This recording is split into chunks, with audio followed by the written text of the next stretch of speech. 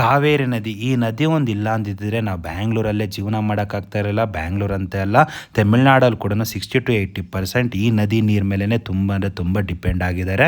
ಇವತ್ತು ನಾವು ಹೋಗ್ತಾ ಇರೋ ಪ್ಲೇಸ್ ಬಂದ್ಬಿಟ್ಟು ಕಾವೇರಿ ನದಿಯ ಉಗಮ ಸ್ಥಾನ ತಲಕಾವೇರಿ, ಕೊಡಗು ಡಿಸ್ಟಿಕ್ನಲ್ಲಿದೆ. ಈ ತಲಕಾವೇರಿ ನಮಗೆ ಮಡಿಕೇರಿ ಸಿಟಿ, ಕೂರ್ಗ್ ಅಂತಾರೆ. ಮಡಿಕೇರಿ ಆರ್ ಕೂರ್ಗ್ ಎರಡೂ ಒಂದೇ. ಇದೊಂದು ಅಡ್ಮಿನಿಸ್ಟ್ರೇಟಿವ್ ಸಿಟಿ ಕೂಡ ಅಂತಾರೆ. ಕೊಡಗು ಅನ್ನೋದು ಡಿಸ್ಟಿಕ್ಕು, ಮಡಿಕೇರಿ ಅನ್ನೋದು ಅದರಲ್ಲಿರೋ ಒಂದು ಸಿಟಿ ಆರ್ ನಗರ.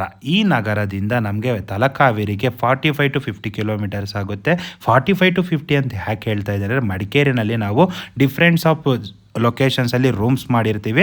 ಅಲ್ಲಿಂದ ನಮಗೆ ಒಂದು 2-3 ಕಿಲೋಮೀಟರ್ ವೇರಿಯೇಷನ್ ಇರೋದ್ರಿಂದ 45-50 ಕಿಲೋಮೀಟರ್ ಅಂತ ಹೇಳ್ತಾ ಇದ್ದೀನಿ. ಮತ್ತು ಈ ಟೆಂಪಲ್ಗೆ ಟೈಮಿಂಗ್ಸ್ ಅನ್ನೋದು ಇದೆ.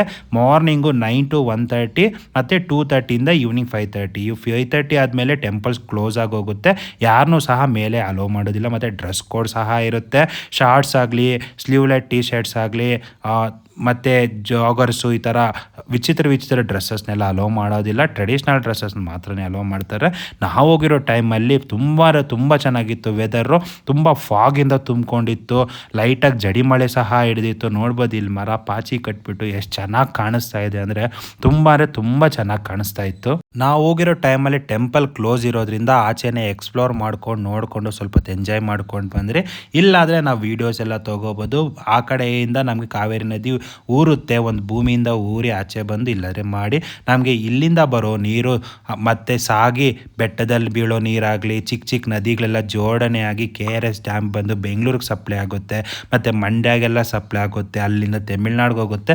ತಮಿಳ್ನಾಡಿಗೆ ಹೋಗಿ ಅಲ್ಲೆಲ್ಲ ಸಪ್ಲೈ ಆಗಿ ಬಂಗಾಳ ಕೊಲ್ಲಿಗೆ ಹೋಗಿ ನದಿ ಹೋಗಿ ಸೇರಿಕೊಂಡು ಅಲ್ಲಿ ಕಾವೇರಿ ನದಿಯ ಜರ್ನಿಯನ್ನು ಕ್ಲೋಸ್ ಮಾಡುತ್ತೆ. ನಮಗೆ ಮಡಿಕೇರಿ ಈ ಕಡೆ ಎಷ್ಟು ಮಳೆ ಬೀಳುತ್ತೋ, ಬ್ಯಾಂಗ್ಳೂರಿಗೆ ಆಗಲಿ, ಮಂಡ್ಯಗೆ ಆಗಲಿ, ತಮಿಳ್ನಾಡಿಗೆ ಆಗಲಿ ತುಂಬ ಖುಷಿಯಾಗುತ್ತೆ. ಯಾಕಂದರೆ ವಾಟರ್ ಪ್ರಾಬ್ಲಮ್ಸ್ ಅಷ್ಟೊಂದು ಬರೋದಿಲ್ಲ. ಇಲ್ಲಿ ಮಳೆ ಆಗಿಲ್ಲ ಅಂದರೆ ನಾವೆಲ್ಲರೂ ವಾಟರ್ ಪ್ರಾಬ್ಲಮನ್ನು ಖಂಡಿತವಾಗ್ಲೂ ಫೇಸ್ ಮಾಡಬೇಕಾಗುತ್ತೆ.